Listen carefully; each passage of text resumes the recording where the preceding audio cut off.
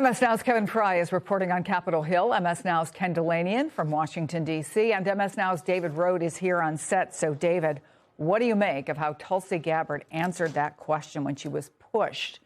And she's not the only. She got numerous questions from numerous members of this committee, but pushed on the intelligence that the president had, that the U.S. had surrounding the war in Iran.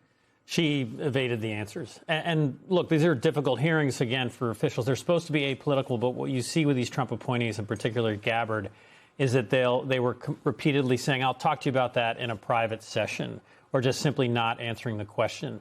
There was one of the military officials was asked, will air power alone achieve, what the Trump administration wants in Iran? And he kind of dodged the question and didn't want to talk about it. John Ratcliffe, the CIA director, was asked, do you trust Vladimir Putin? This is about this issue of Russia providing intelligence to Iran. President Trump spoke with Vladimir Putin, and Putin said, oh, no, we're not doing that. And so it's extraordinary. He was honest and said, I do not trust Vladimir Putin, Ratcliffe did. But again, he said, let's talk about this in private session. The president is saying and making claims that are objectively false, and it puts all of these military and intelligence officials in very awkward positions. Awkward is definitely the word for it. Ken, the intelligence community also released its annual threat assessment, and it coincided with the hearing. Senator Warner accused Gabbard of omitting a section from her opening statement. Let me play that. I guess what I'm concerned about, one thing is, even in your printed testimony today on page 6, and your last paragraph on page 6, as a result of Operation Midnight Hammer, Iran's nuclear enrichment program was obliterated. There's been no efforts to try to rebuild their enrichment capability. You omitted that paragraph from your oral opening. Was that because the president had said there was an imminent threat 2 weeks? No, sir. I recognize that the time was running long, and I skipped through some of the portions. So you chose to take my oral delivered remarks. You chose to omit the parts that contradict the president. So, Ken, talk a little bit more, please, about that actual assessment compared to what she actually chose to say. Yeah, Chris, she not only admitted that section of her prepared opening remarks, she actually substituted it with something that said something different. She said, prior to Operation Epic Fury, that's the name of the attack on Iran, the IC assesses that Iran was trying to recover from the severe damage to its nuclear infrastructure sustained in the 12-day war and continued to refuse to comply with its nuclear obligations as at the IAEA receive access to key facilities. So changed it to essentially say Iran was being recalcitrant, as if to try to justify retroactively the attack and suggest there was a threat, when clearly what she was saying in the prepared text, which may have been written days or weeks ago, that there wasn't. So that was a discordant note. And look, in general, I've been covering these threat hearings for 15 years, Chris. The unclassified document that they released prioritizing the threats against the United States was a very strange document. It led with threats from border security and transnational criminal organizations at a time when we're at war with Iran in the Middle East. That's what it led with. There's nobody in the IC that thinks that that is the top threat to the United States, but that is the political priority of the Trump administration, and so that's how that document read. And you had to go pages and pages into this 36-page assessment to find out about the assessment of the threat from China, about terrorism, about other nation states, things that used to be fundamental and front and center, cyber threats. And as Mark Warner pointed out, Chris, there was no mention in this document and very little discussion at this hearing of foreign threats in terms of manipulating how Americans think on social media. That's still happening. It's just that the intelligence community has unilaterally disarmed, has done away with the foreign threats task forces at the FBI and the DNI because Donald Trump didn't like what those things were doing. And so they're not looking at those things. And Mark Warner and other Democrats believe it's still a big problem, Chris. So this is a complicated question, I understand, but I also trust that you'll give us some insight into it. If an average American has decided to watch this because they really do want to know about the threats, they want to know what the position is of this administration and how they're handling it, what are they supposed to take away from this? How are they supposed to process it? They're not intelligence experts. No, that's an excellent question. And as David was alluding to before, what was clear from this hearing is these intelligence officials, who are supposed to be sort of even-handed and objective, are clearly kowtowing to Donald Trump. They know Donald Trump may be watching these hearings, and they're shading their answers in a way that seemed designed to please him rather than to sort of give a frank assessment to the American public of what the actual threats are. I mean, in the first Trump administration, being tough on China and leaning into the China threat was a sort of a signature foreign policy feature of Donald Trump. And that has completely gone away in the second Trump administration. They never talk about it.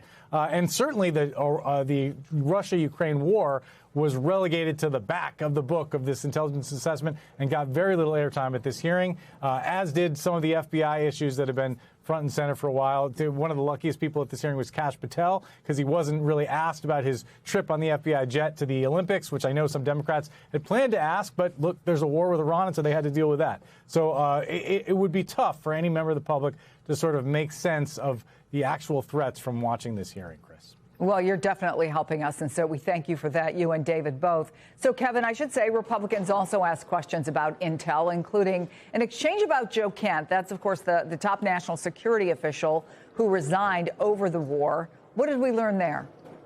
Right, and of course, we have to remember that just yesterday was when he had made that rather dramatic announcement, which kind of changed the dynamics of these hearings somewhat, suggesting that he could no longer serve in the Trump administration. Keep in mind, he was part of the MAGA movement. He was backed by Trump. He supported Trump. He ran for Congress with Trump's backing. But he said that he did not see there to be an imminent threat that would have warranted going to war with Iran. And so he was, one of the CIA director was pressed on this assessment from Kent. Here's that exchange. Is there anything to indicate that Iran had ceased in its nuclear ambitions or in its desire to continue to build ballistic missiles capable of threatening American troops and allies in the Middle East? Senator, no. In fact, the intelligence reflects the contrary. So you disagree with Mr. Kent? I do. Of course, just within the last few moments during one of the last Q&As that we saw here between Senator Ossoff of Georgia, a Democrat, and Tulsi Gabbard, he pressed her repeatedly about this question of an imminent threat. And she said that the intelligence community assessed that Iran maintained the intention to rebuild and continue to grow their nuclear enrichment. When he pressed yet again as to whether that warranted an imminent threat, she replied that the only person who can determine what is and is not an imminent threat is the president. The other thing to kind of keep in mind here, of course, that's hovering over all of this is that Gabbard herself has been warning since her own 2020 election bid about the U.S. going to war with Iran, how that would be a terrible thing. We have seen her, some of our reporting from my colleague Julia Jester, suggesting she's been somewhat sidelined as part of the intelligence operation with regards to the White House as the Iran war has picked up.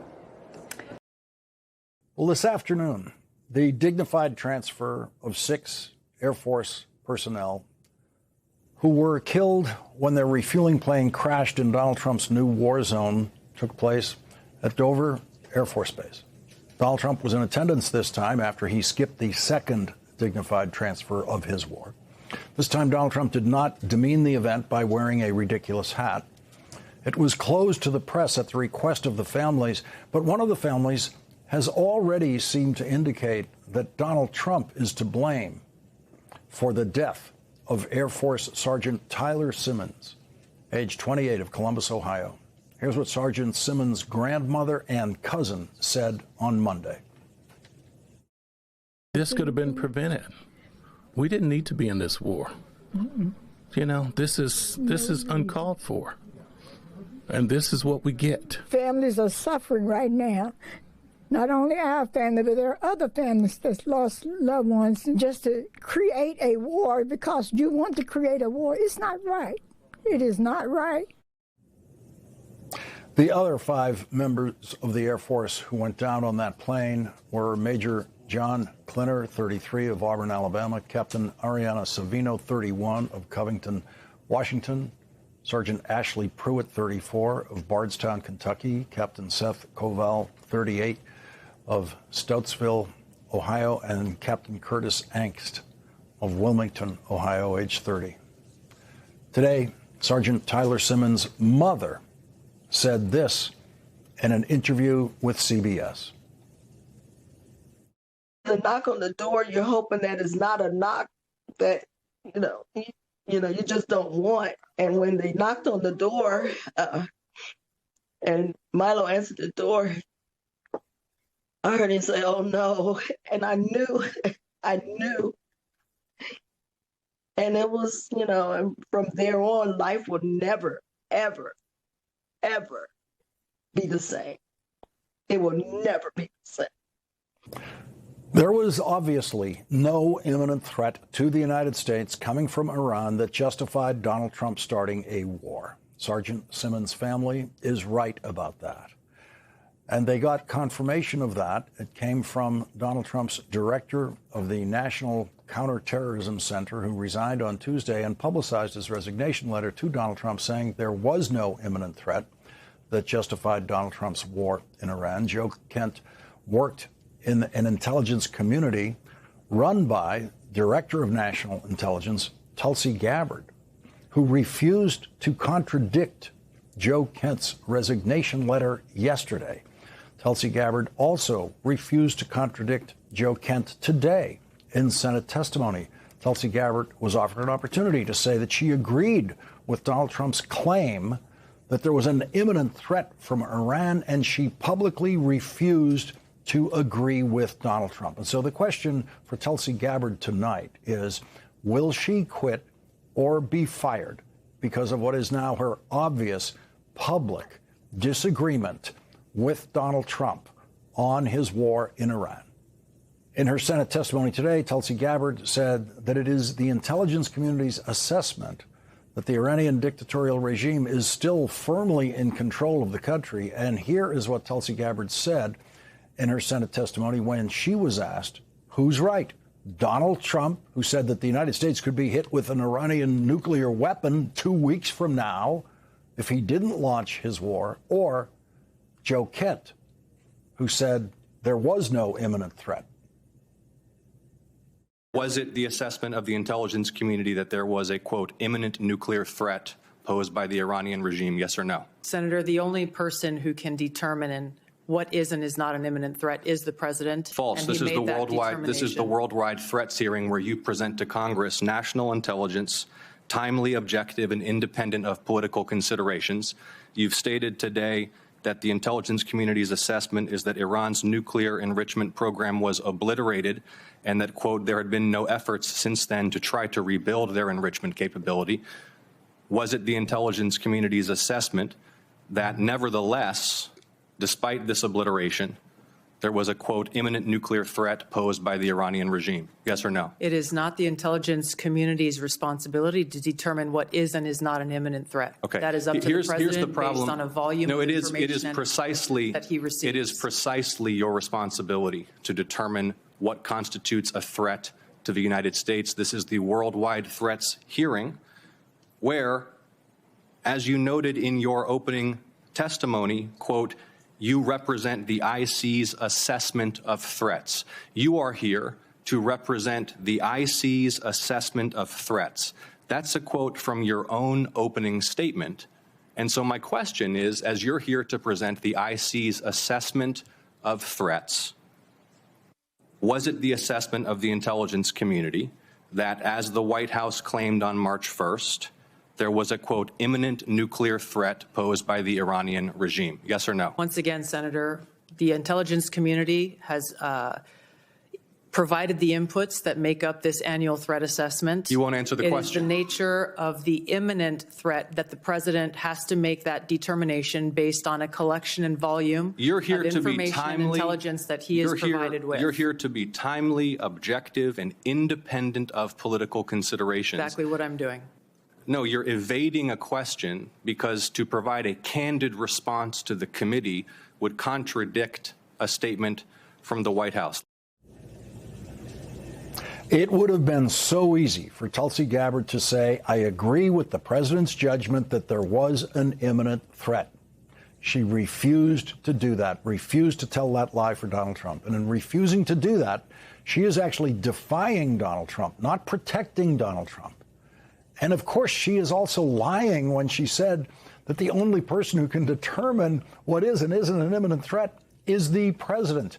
That is simply perjury. Tulsi Gabbard was asked about recent reports that Vladimir Putin has been helping Iran target the American military in this war. Could you update us on the intelligence on Russian intelligence sharing with Iran in the current conflict? What do we know? Senator, if there is that sharing going on, that would be an answer that would be appropriate for a closed session. Well, it's been in the public press. This is open source that it's occurring. Is it occurring? Again, if it is occurring, that would be an answer appropriate for a closed session. What I can tell you is that according to the Department of War, any support that Iran may be receiving is not inhibiting their operational effects. Okay, that's sort of the first cousin of a yes. And then Tulsi Gabbard had to resort to lying again and pretend that she is the only person in America who doesn't know that Donald Trump said that he was surprised that the Iranians closed the Strait of Hormuz. The Wall Street Journal reported on March 13th that Donald Trump, quote, told his team that Tehran would likely capitulate before closing the strait. And even if Iran tried, the U.S. military could handle it. That is what the stupidest military tactician in history thought before he launched his war. And Tulsi Gabbard knows that. And so today, she chose to pretend that she doesn't know that. The president continues to say as well that, he had no idea, was shocked that the Iranians had moved to take over the Strait of Hormuz. Did you provide any intelligence that would say that it would be that it was not likely that the Iranians would try to move on the strait? I'm not aware of those remarks, and I think those of us here at the table can point to the fact that historically the Iranians have always threatened to leverage their control over the Strait of Hormuz. Why would the president say he was amazed? I'm not aware of those remarks. What about the comments the president made that thought that he was surprised again, reports that Iran struck the adjacent Gulf states? Again, I'm not aware of those remarks. In the written version of Tulsi Gabbard's opening statement to the committee, she said, as a result of Operation Midnight Hammer, Iran's nuclear enrichment program was obliterated. There has been no efforts since then to try to rebuild their enrichment capability. So that was Tulsi Gabbard saying, of course, Iran had no nuclear capability whatsoever when Donald Trump launched his war. But for some reason, she left that line out of her opening statement when she spoke her statement to the committee. Even in your printed testimony today on page 6, and your last paragraph on page 6, as a result of Operation Midnight Hammer, Iran's nuclear enrichment program was obliterated. There's been no efforts to try to rebuild their enrichment capability. You omitted that paragraph from your oral opening. Was that because the president had said there was an imminent threat 2 weeks? No, sir. I recognize that the time was running long, and I skipped through some of the portions. So you chose to take my oral delivered remarks. You chose to omit the parts that can contradict the president. And so, having launched a war when there was no imminent threat to the United States, which has led to dramatically higher oil prices, with gasoline prices now averaging almost $1 higher than last month, Donald Trump's chief economic advisor, the most incompetent one in presidential history, said that price increases driven by Donald Trump's tariffs and now Donald Trump's war are, quote, the last of our concerns right now, no matter how long Donald Trump's war continues.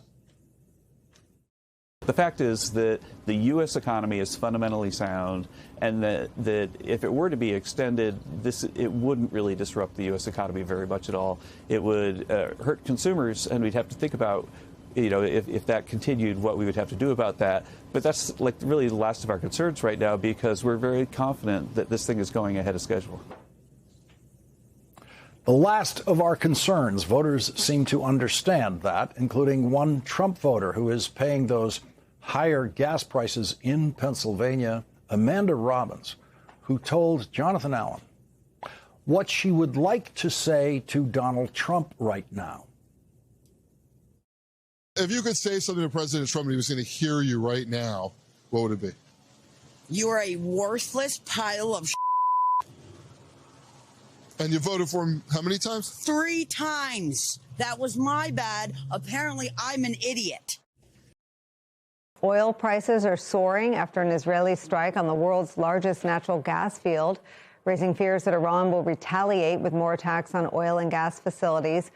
Here at home, gas prices are up 5 cents since yesterday. As for the Trump administration, the country's top national security officials today found themselves caught between a rock and a hard place. On one side, reality and the facts. On the other side, Donald Trump and his shape-shifting and sometimes contradictory explanations for why we went to war with Iran, when we went to war with Iran, what our goals are in the war with Iran, and when we expect to achieve those aims. In her opening remarks, the Director of National Intelligence, Tulsi Gabbard, strayed from her prepared remarks in this hearing before the Senate Intelligence Committee on worldwide threats. First, we'll show you what she ended up saying.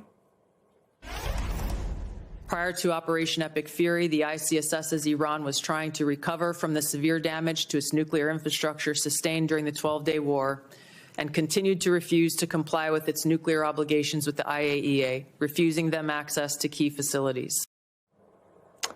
So what matters here is that she says there that Iran was, quote, trying to recover from the damage inflicted on its nuclear program by U.S. and Israeli airstrikes in 2025. However, in her prepared remarks, she wrote this, quote, as a result of Operation Midnight Hammer, Iran's nuclear enrichment program was obliterated. There has been no effort since then to try to rebuild their enrichment capability, end quote. Now, she ended up not saying that, and maybe it's because it would have contradicted what Donald Trump has been saying. Here's Donald Trump's current position as uttered last week. They would have had a nuclear weapon within 2 weeks to 4 weeks, and they would have used it long before this press conference. What? Iran was 2 to 4 weeks away from a nuclear weapon? That yawning gap between what Tulsi Gabbard wrote and submitted in her prepared remarks and what she ended up saying today did not go unnoticed by the Democrats on the committee. Here's Senator Mark Warner. You omitted that paragraph from your oral opening. Was that because the president had said there was an imminent threat 2 weeks? No, sir, I recognize that the time was running long, and I skipped through some of the portions so you chose to take my oral delivered remarks. You chose to omit the parts that contradict the president. She was running long and decided to edit out for length the part about where Iran was in its nuclear capabilities. That's historic in its own right. Bad news for Gabbard is that it went downhill from there. Gabbard admitted that even after weeks of airstrikes, Iran's regime remains intact, if degraded. At other points, Team Trump's top intelligence officials struggled to explain what Donald Trump knew and had been told would happen if they struck Iran. Here's Senator Michael Bennet questioning CIA Director John Ratcliffe.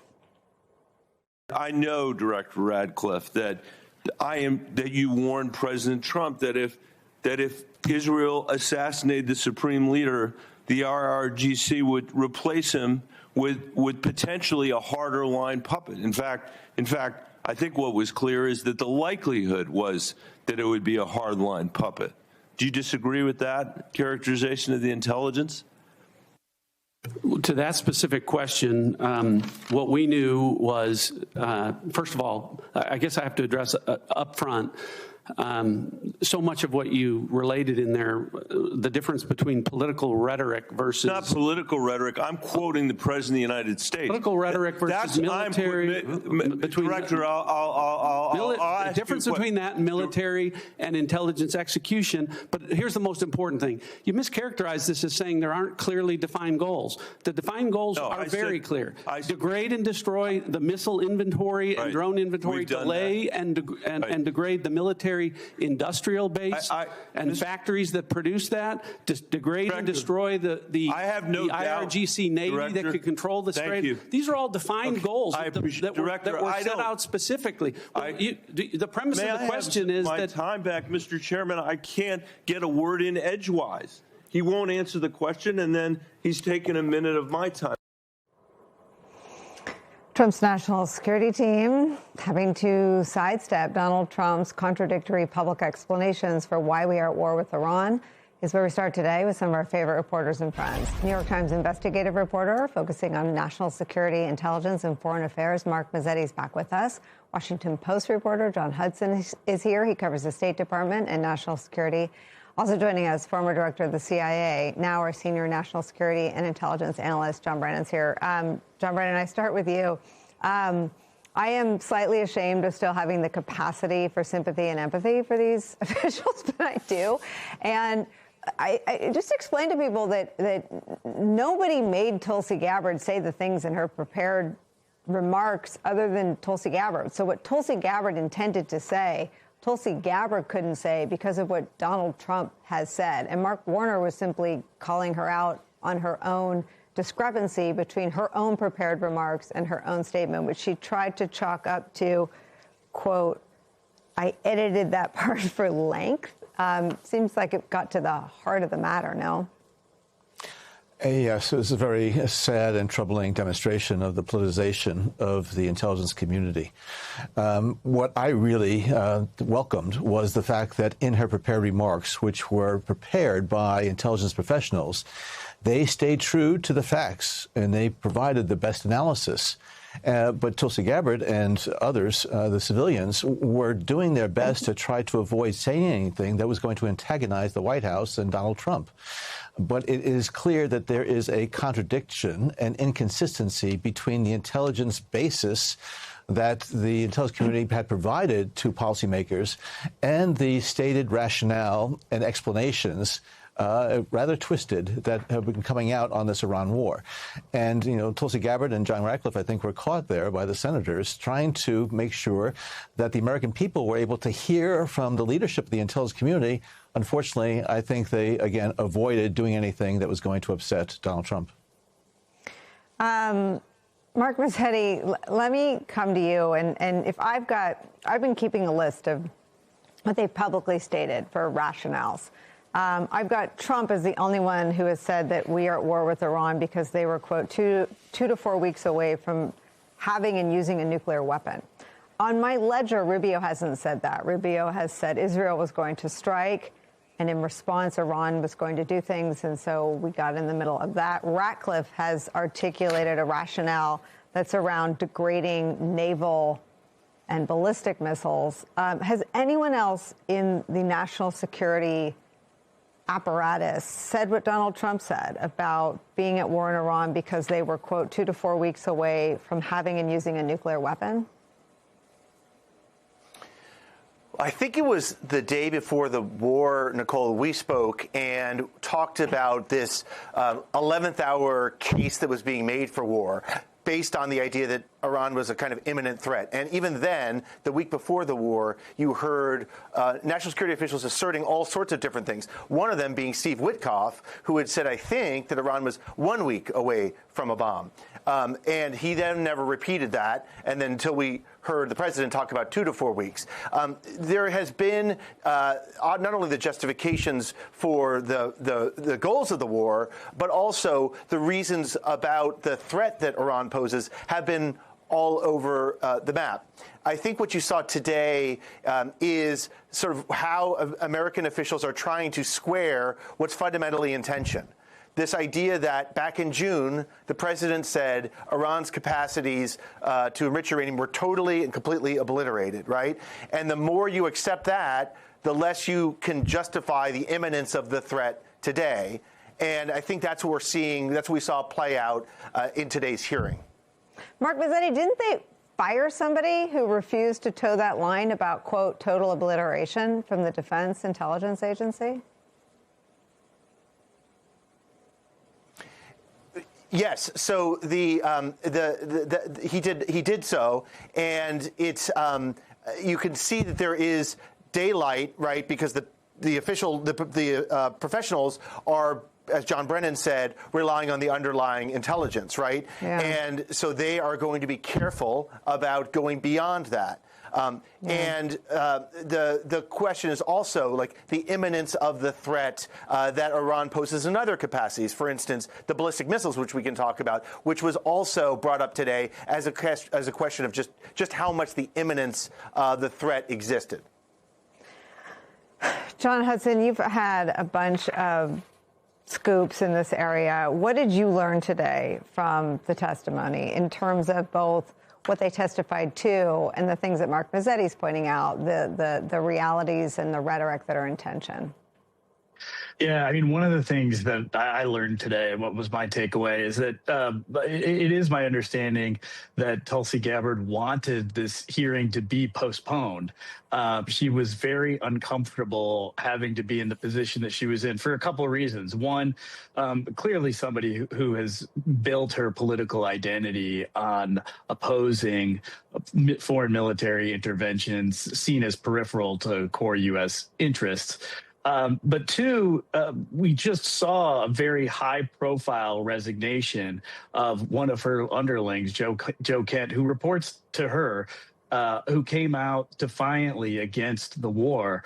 And this was something. So on both cases, she did not want to reveal any misgivings about the conflict, even though it directly contradicts much of what she has built her career on, and also questions about Kent and his resignation letter, which was a stirring and searing indictment of the war in Iran, saying that it wasn't in America's interest, there was no imminent threat from Iran.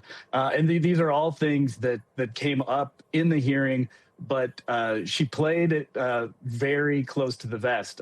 So what I learned from her is she was not in a place where the Joe Kent was in, where he wanted to quit and he wanted to call out what he saw.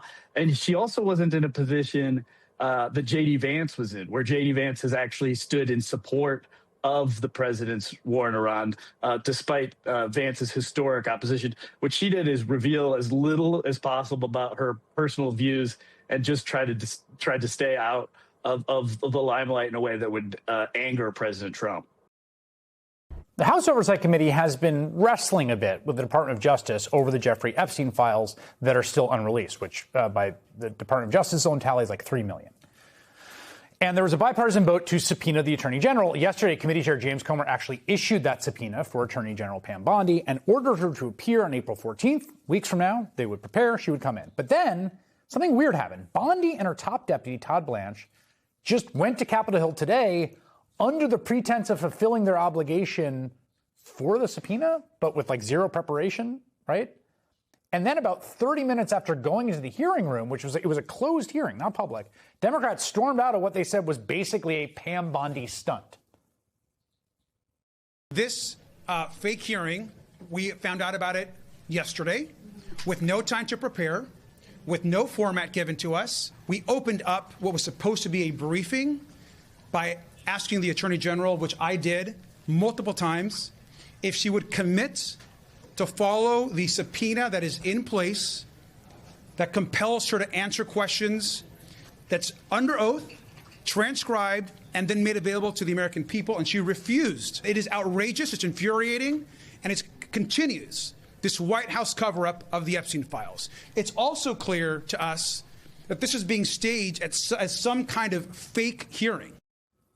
Virginia Congressman James Walkinshaw serves on the Oversight Committee. He was in the background of that shot. He was one of the lawmakers who walked out of that hearing tonight, and he joins me now. All right, Congressman, I just want to make sure I understand this. We've followed on this program. Obviously, it's like all congressional committees, it's a majority of Republicans and fewer Democrats. They're in the minority. But Nancy Mace initiated a subpoena vote that got a few Republicans, so you were able to vote for that subpoena. The chair then issued a subpoena yesterday, I guess, right? That's right. Yep. Okay, so he issues and says, April 14th, we're issuing a subpoena, and obviously Hillary Clinton, Bill Clinton, others, is the estate's accountant. So then what happened? What happened next?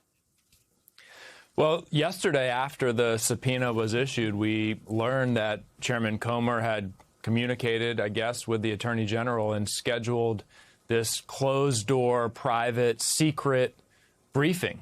And I was immediately skeptical, but I thought perhaps a briefing in addition to her under oath testimony in a deposition would add some additional information to our investigation.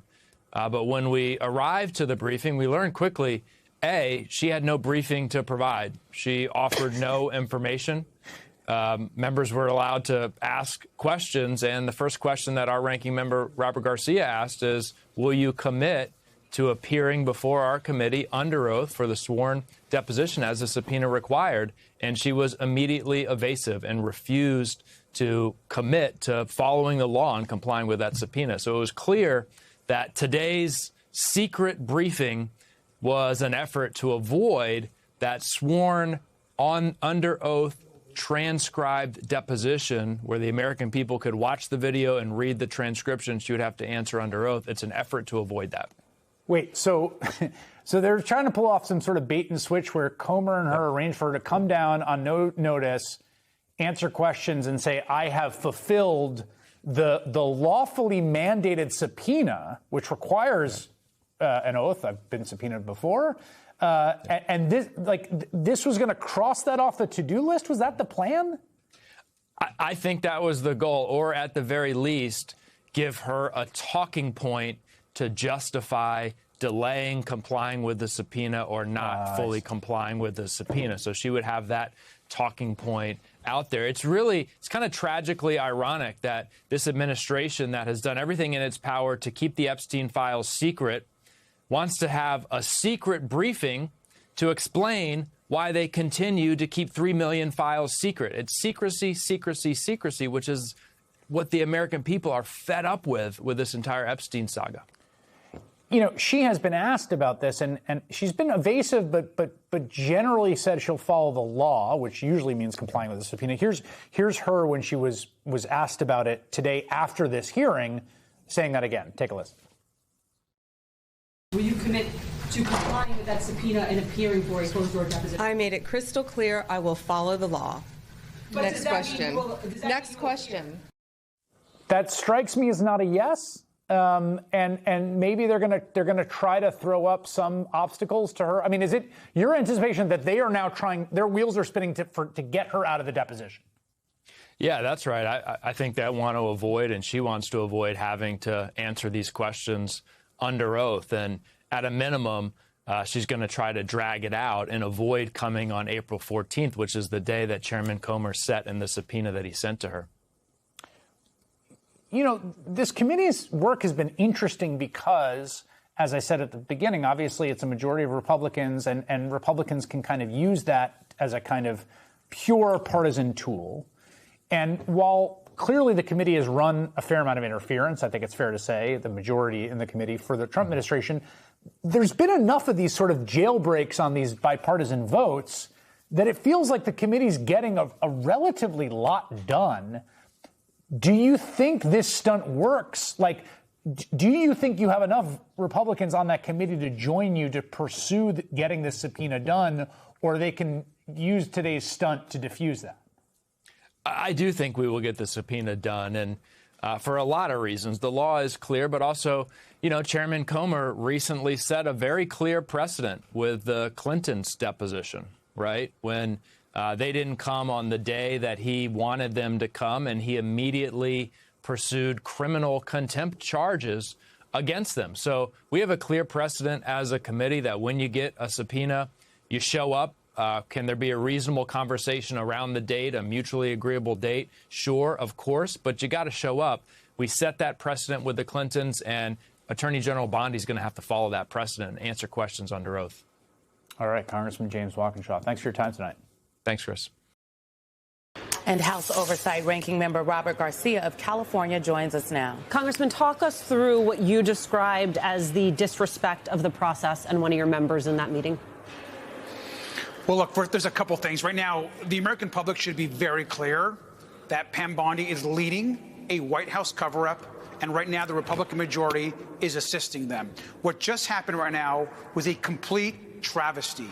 We were told 24 hours ago that the Attorney General would come in and give a briefing on the Epstein investigation and case. So we showed up, and the first question that I asked specifically, was, do you commit to coming in for your sworn deposition and testimony under oath, per the subpoena that was bipartisan and that Chairman Comer just put out just 2 days ago? The Attorney General would not commit to following the subpoena and coming in under oath. Yet she wants to come in and set up some type of fake hearing where we ask questions, but it's not transcribed, it's not under oath, and it's not shown to the American people. So we began asking her the same question over and over again if she was going to show up to her sworn deposition, and she would not answer. It got heated, and what was the final straw was when the chairman insulted one of our members in a derogatory term, and we weren't going to sit there and participate in that. This is Representative Lee. Representative Summer Lee. We were not going to allow her to be essentially called a name, something derogatory in the hearing. But along with that, we weren't going to participate in some type of setup where the Attorney General sets up within 24 hours some type of briefing where there was no briefing.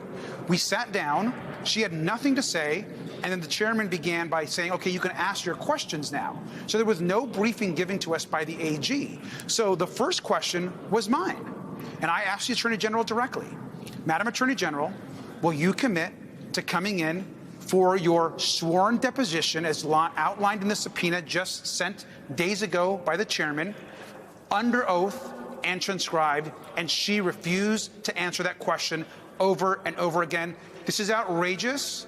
It's a cover-up, and we're not going to participate in any sort of fake hearings or games that the AG wants to play.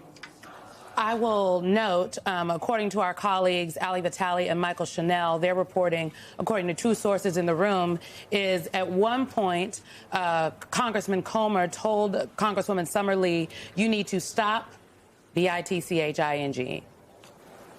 Michael, I'm obviously not going to repeat what Chairman Comer said, but it was disgusting and not a way to talk to a colleague. And we're not going to allow our members to be disrespected that way. And we're certainly not going to allow the Attorney General to play games and not sit for an under oath deposition with a subpoena that was bipartisan. She has to come in and answer our questions, and we're not going to allow, when we have a real hearing. I'm sorry to interject. I'm being told Pam Bondi is speaking live right now. We're going to go to her, and then you all on the other side. Can you explain what you mean by identify? You mean victims' names that were released that shouldn't have been? Exactly. Yeah. And So then also other items. So under the Epstein Transparency Act, we had 30 days to redact and release, under the law that was passed, 3 million documents. If you stack those up, that's the height of the Eiffel Tower.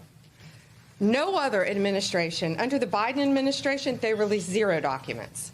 So we did our very best to comply with the law. And of course, we don't want any victim to be further victimized. And that's why we had 500 attorneys with the Criminal Division, with the National Security Division, with the FBI working around the clock to do the best we could. I think it was less than 1% error. Todd, do you want to add to that? Yeah, no, that's right. We said from the beginning that any mistakes that were made, and there should be no mistakes.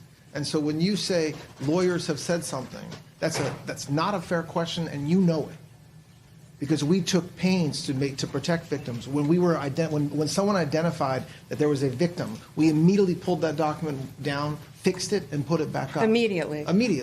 And so of course we don't ever want to do anything to re-victimize anybody that was victimized by the horrible crimes of Mr. Epstein. And we didn't. To the extent that mistakes were made, and there were mistakes made because of the reasons the Attorney General just said. But when they were identified to us, we fixed them immediately. And let me be clear on this case. This case has spanned That is Attorney General Pam Bondi and Deputy Attorney General Todd Blanche, who are speaking right now after this closed-door briefing, if you will, on Capitol Hill. We want to bring Congressman, ranking member of the House Oversight Committee, who was in that briefing, Congressman Robert Garcia, back in. Michael Steele. Congress, I want to get your response to the whining we hear from Pam Bondi right now about, we only had 30 days. We only had 30 days. Well, yeah, you had 30 days maybe because you didn't do what you were supposed to do at the beginning of the administration, the 120 to, 200 days before. So, there's that. But here's the rub. To be honest, I knew this was going to end this way. I asked the question last night what the expectation was for this briefing. I appreciate your anger right now and frustration with this process, sir. So what do you do about it? Because these people don't give a damn about you. They don't give a damn about any member of the committee on the Democratic side. They don't give a damn about the process that the House or the Senate has in place, the rules that must be followed, or the subpoenas you issue. So what do? I mean, we're in this limbo between now and the election, but when you get beyond the election and you have the gavel, there's only one thing in my view you can do, is to haul her behind with U.S. Marshals in front of you and sit her in a chair and keep her there. And if she don't ask the question, take her behind down to the jail that's in the building. Because that's the only thing these folks are going to understand, sir. Because they think they can punk you till the cows come home. Where they're dealing with the wrong people. Because I want to be very clear that Attorney General Bondi will be in front of our committee. There is a legal subpoena that was bipartisan in place. And I want to also call out a lie that she just said. She didn't have 30 days. In fact, the subpoena for all the Epstein files was passed by the Oversight Committee 5 months before the date that she put them out. She had months and months before the Transparency Act was even passed to put together the files. But more importantly, I hope she's asked by the press that she's right now doing a press conference.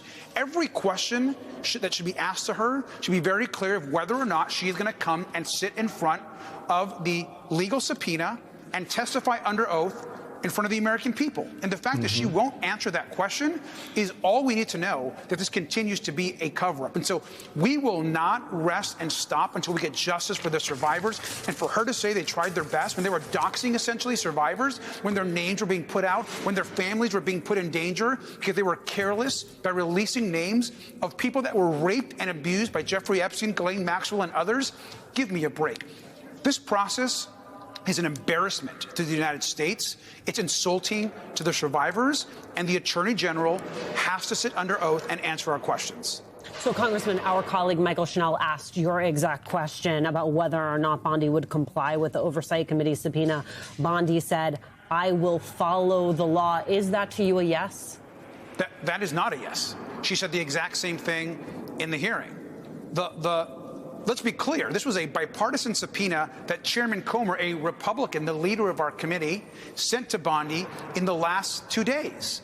That was passed. It was supported by members of the Republican Party and a united Democratic Party. She is legally obligated to come in front of this committee and testify under oath, transcribed, so that the American public can hear her answers. And the fact that she won't answer that question should tell us everything. That's why we walked out. We're not going to participate in a fake briefing or hearing or whatever the hell she wanted to call that thing, which she just called 24 hours ago. What we're committed to is the truth, and she's got to come in front of our committee.